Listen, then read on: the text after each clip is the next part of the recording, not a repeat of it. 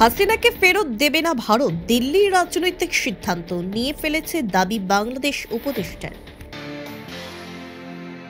100 বছর বয়সে প্রয়াত আমেরিকার প্রাক্তন প্রেসিডেন্ট জিমি কার্টার জিতেছিলেন নোবেলও। সংবিধান বদলাও, বৈষম্য বিরোধী ছাত্র আন্দোলন ডাক দিল বাংলাদেশে, কি অবস্থান ইউনূস সরকারের?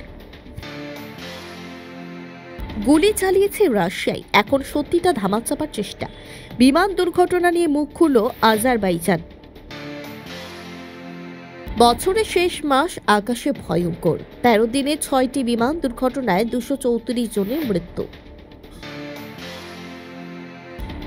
দক্ষিণ কোরিয়ার পর এবার কানাডা, অবতরণের সময় রানওয়েতে পিছলে গেল বিমান, ধরল আগুন।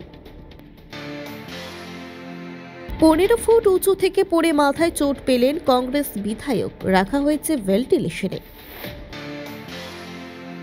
পরীক্ষার্থীদের উপর লাঠি পুলিশের, পুনরায় বিহার পাবলিক সার্ভিস কমিশন পরীক্ষা নেওয়ার দাবি।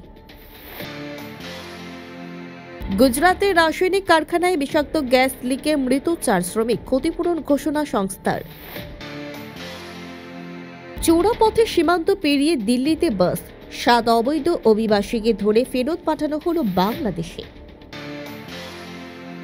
কোটায় কমছে আত্মহত্যার সংখ্যা, পড়ুয়াদের মনোবল বৃদ্ধিতে নানা পদক্ষেপের সুরাহা, দাবি প্রশাসনের। শিবলিঙ্গ রয়েছে যোগী আদিত্যনাথের বাড়ির নিচে, খোঁড়ার দাবি তুললেন অখিলেশ। সেনা ছাউনি থেকে কোথাও উধাও হয়ে গেলেন প্রৌঢ়, মণিপুরে নিখোঁজ রহস্যের তদন্তে এবার সিবিআই। বাইক কেনার টাকা নেই, 9 দিনের সন্তানকে 60,000 টাকায় বিক্রির অভিযোগ, উদ্ধার করল পুলিশ। গলা কেটে প্রেমিকাকে খুন, মির্জাপুর দেখে পরিকল্পনা, বন্ধুর সাহায্য দেহ লোপাট, গ্রেফতার 2।